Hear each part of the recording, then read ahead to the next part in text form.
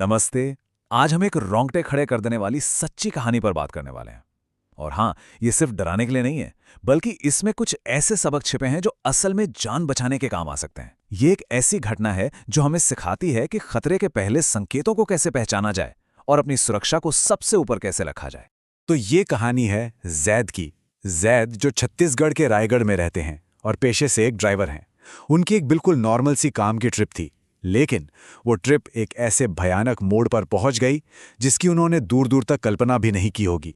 तो होता यह है कि जैद अपने बॉस के साथ एक बिजनेस डील के लिए कटनी मध्य प्रदेश जाते हैं।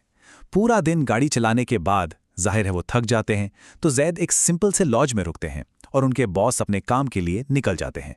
उस वक्त जैद को जरा भी अंदाजा नहीं था कि ये रात उनकी जिंदगी की सबसे भयानक रात होने वाली है। लॉज पहुंचकर सब कुछ एकदम नॉर्मल सा लगता है। रिसेप्शनिस्ट उन्हें चाबी देता है और जैद बस अपने कमरे में जाकर आराम करना चाहते हैं। जाहिर है, दिन भर की ड्राइविंग के बाद थकान से उनकी हालत खराब थी और दिमाग में बस एक ही चीज थी, आराम। तो जैसे ही जैद अपने कमरे की तरफ बढ़ते हैं, उन्हें पहली बार कुछ अजीब सा लगता है। हॉल के बिल्कुल आखिर में एक नौजवान लड़का खड़ा है। उम्र होगी कोई 19 या 20 साल। वो कुछ कर नहीं रहा, बस एक टक जैद को घूरे जा रहा है। और यहीं से खतरे का पहला सिग्नल मिलता है। वो लड़का जैद को एक अजीब सी पेशकश करता है, लेकिन जैद की जो गट फीलिंग है ना, वो उन्हें तुरंत अलर्ट कर देती है। उन्हें लगता है कि यार, यहां कुछ तो बहुत गड़बड़ है। तो वो जरा भी पोलाइट होने की कोशिश नहीं करते, बल्कि एकदम सख्ती से उसे मना कर देते हैं और जाने को कहते हैं। और ये एक बहुत ही जरूरी कदम था, अपनी गट फीलिंग को नजरअंदाज ना करना। और यहीं कहानी का पहला और सबसे जरूरी सबक आता है। सोचिए, कोई अनजान जगह पर अकेले हो और कोई अजनबी इस तरह अजीब बर्ताव करे, तो पहली प्रतिक्रिया क्या होनी चाहिए? जो जैद ने किया वो बिल्कुल सही था। उन्होंने सिचुएशन को हल्के में नहीं लिया। तो यहां सबसे बड़ी सीख क्या मिलती है? जैद ने अपनी बेचैनी को सिर्फ ये सोचकर नहीं टाल दिया कि अरे ये तो मेरा वहम होगा। नहीं, उन्होंने अपने गट फीलिंग पर भरोसा किया और फौरन एक्शन लिया।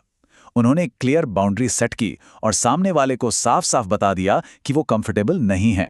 खैर, उस लड़के के जाने के बाद जैद सोने चले जाते हैं, लेकिन कुछ घंटों बाद जब आधी रात को उनकी आंख खुलती है तो चीजें अजीब से सीधी भयानक हो जाती हैं।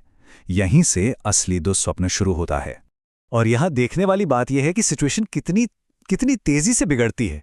देखिए, बस कुछ ही मिनटों के अंदर एक मामूली सी गड़बड़, जैसे पंखे का उल्टा घूमना, एकदम से एक खून खराबे वाले मंजर में बदल जाती है। पहले बाथरूम का फर्श और फिर बिस्तर के पास खून। यह दिखाता है कि खतरा कितनी तेजी से बढ़ सकता है। तो जैद हिम्मत करके उस टपकते हुए खून का पीछा अपनी नजरों से करते हैं और ऊपर देखते हैं कि आखिर ये आ कहां से रहा है। वो नजर जाती है दीवार पर ऊंचे बने एक स्टोरेज रैक की तरफ। और फिर जो वो देखते हैं उससे उनके होश उड़ जाते हैं। वही लड़का अब उस स्टोरेज रैक पर बैठा है और उसके मुंह से खून टपक रहा है। उसी पल जैद समझ जाते हैं कि अब उनकी जान खतरे में है। वो अपना बचाव करने के लिए नीचे झुकते हैं, लेकिन पलक झपकते ही वो लड़का गायब हो जाता है। और उस लड़के के गायब होते ही पूरे कमरे में जैसे भूचाल आ जाता है। पंखा, लाइटें, दरवाजे, सब कुछ अपने आप बेकाबू हो जाता है। और इस जानलेवा सिचुएशन में जैद एक ऐसा फैसला लेते हैं जो उनकी जान बचा लेता है। और ये स्लाइड उसी जान बचाने की प्रक्रिया को दिखाती है। जब कोई ऐसे खतरे का सामना करे जो समझ से ही परे हो, तो वहां रुक कर जांच पड़ताल करने या लड़ने की कोशिश नहीं करनी चाहिए। तब सिर्फ एक ही प्राथमिकता होती है, तुरंत भागना। और जैद ने ठीक यही किया। जैद चिल्लाते हुए कमरे से बाहर भागते हैं, लेकिन उन्हें वहां कोई नहीं मिलता।